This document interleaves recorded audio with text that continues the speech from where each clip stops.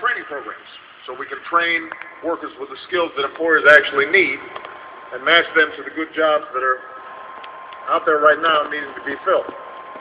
I directed the Treasury Secretary to create something we're calling MyRA. It's the new way to help working Americans start saving for retirement. And we brought together business leaders who committed to helping more unemployed Americans find work no matter how long they've been looking. So the point is, I'm eager to work with Congress wherever I can, but whenever I can act on my own to expand opportunity for more Americans and help build our middle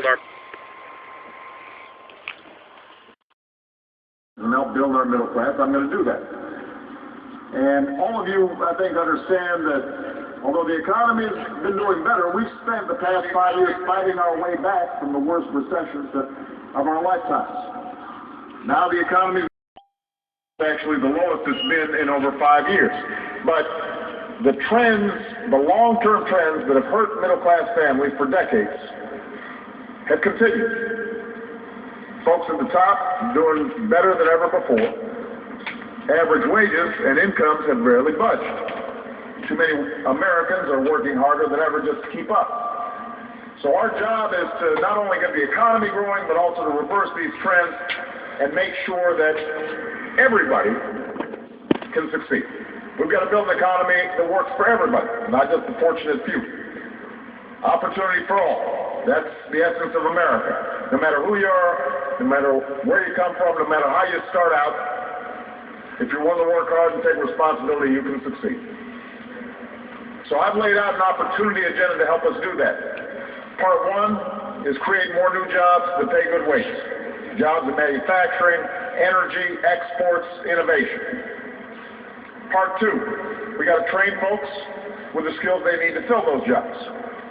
Part three, we got to guarantee every child access to a world-class education. Part four is making sure that the economy rewards hard work with equal pay for equal work and wages you can live on, savings you can retire on, health insurance that you can count on, that's there when you need it. Now, there are very few factors that are helping grow our economy more, bringing more good jobs back to America, than our commitment to American manufacturing and American energy. And that's why we're here today. 5 years ago, we set out to break our dependence on foreign oil. And today, America is closer to energy independence than we've been in decades. For the first time in nearly 20 years, America produces more oil here at home than we buy from other countries. Our levels of dangerous carbon pollution that contributes to climate change has actually gone down even as our production has gone up. And one of the reasons why is because we dedicated ourselves to manufacturing new cars and new trucks that go farther on a gallon of gas. And that saves families money, it cuts down harmful pollution, and it creates new advances in American technology. So for decades, the fuel efficiency standards of our cars and trucks was stuck in neutral, even as other kinds of technology leapt forward. And that left families and businesses and our economy vulnerable to fluctuations in oil prices. Every time oil prices shot up, the economy got hurt. Our automakers were in danger of being left in the dust by foreign automakers. Carbon pollution was going unchecked, which was having severe impacts on our weather. And that's why after taking office, my administration worked with automakers, auto workers, environmental advocates, and states across the country, and we put in motion the first ever national policy aimed at both increasing gas mileage and decreasing greenhouse gas pollution for all new cars and trucks sold in the United States.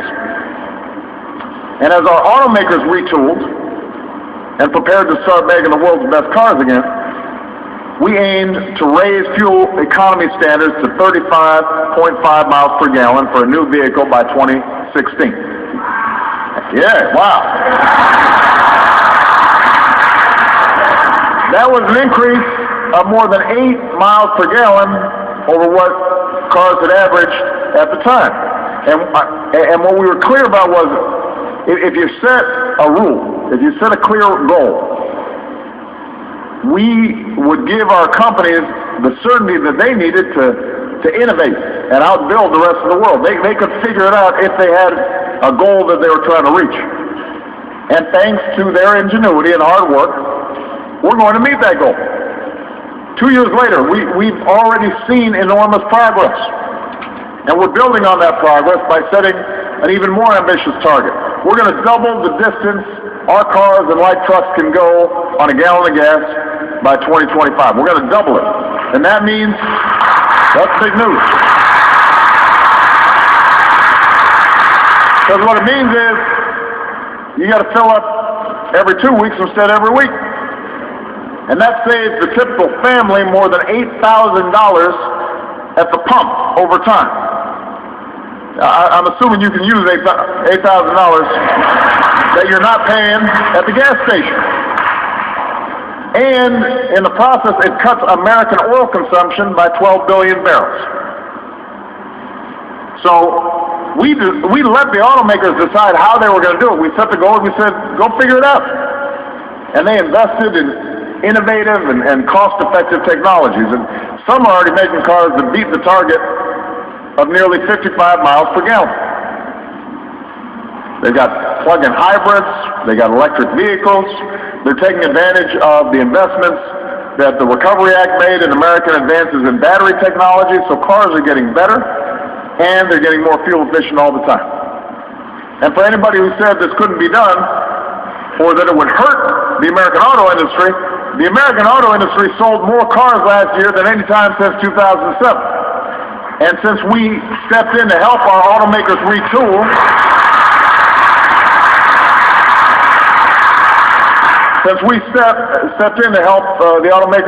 the American auto industry has created almost 425,000 new jobs. So we raise fuel efficiency, help consumers, help improve air quality, and we're making better cars than ever. And the automakers are hiring folks again for good jobs all across the country. More plants are running.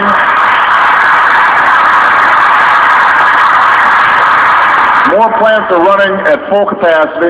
Some are even running 3 shifts, 24 hours a day, churning out some of the most high-tech, fuel-efficient, high-performance cars in the world. And that's a story of American ingenuity, American grit. And everybody has a right to be proud of it. But today, we're taking the next step. Heavy-duty trucks account for just 4% of all the vehicles on the highway. I know when you're driving sometimes it feels like it's more, but they're only 4% of all the vehicles.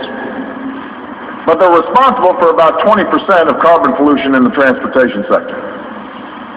So trucks like these are responsible for about 20% of our on-road fuel consumption. And because they haul about 70% of all domestic freight, 70% of the stuff we use, everything from flat-screen TVs to diapers to produce to you name it, every mile that we gain in fuel efficiency is worth thousands of dollars of savings every year. So that's why we're investing in research to get more fuel economy gains. And thanks to a partnership between industry and my administration, the truck behind me was able to achieve a 75% improvement in fuel economy over the last year. 75%. That's why I call this super truck. It's impressive. This one right here, as well. I mean, these are, first of all, they're really big.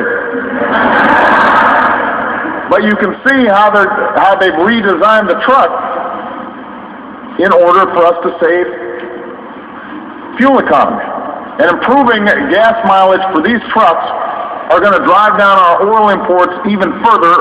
That reduces carbon pollution even more, cuts down on businesses' fuel costs, which should pay off in lower prices for consumers. So it's not just a win-win, it's a win-win-win. You got 3 wins. In 2011, we set new standards for medium and heavy-duty trucks to take effect this year and last until 2018. 3 weeks ago, in my State of the Union address, I said we'd build on that success. Today, I'm directing the Secretary of Transportation, Anthony Fox, who's right here, former Mayor of Charlotte, and Gina McCarthy, the Administrator of EPA, 2 outstanding public servants. Their charge, their goal is to develop fuel economy standards for heavy-duty trucks that will take us well into the next decade, just like our cars.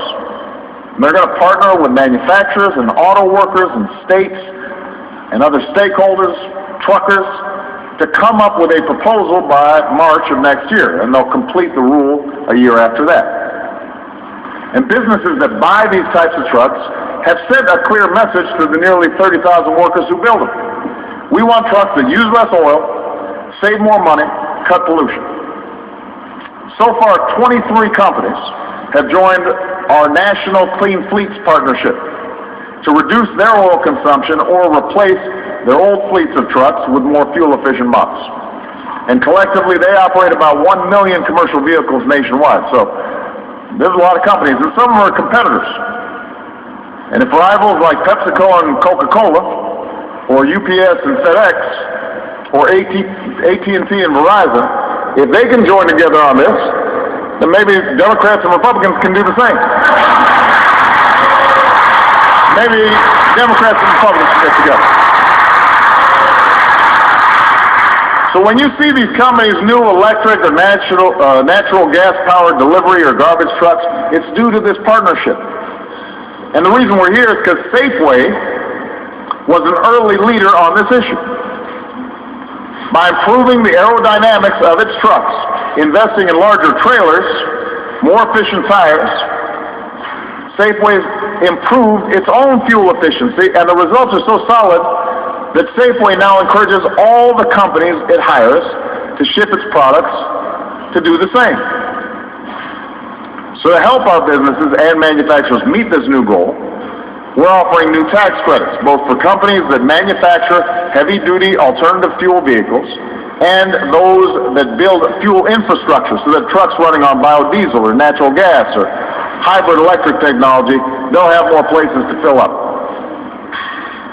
Let me say this, the goal we're setting is ambitious. But these are areas where ambition has worked out really well for us so far. Don't make small plans, make big plans. And anybody who had dire predictions for the auto industry said we couldn't do it, manufacturers couldn't bring jobs back to America. Every time they say that, they're proven wrong. Every time somebody says you can't grow the economy while bringing down pollution, it's turned out they've been wrong.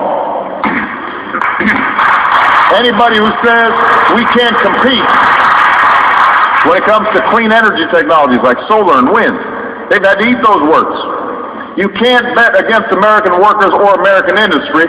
You can't bet against America, otherwise you're going to lose money every time, because we know how to do this when we set broad, ambitious goals for ourselves.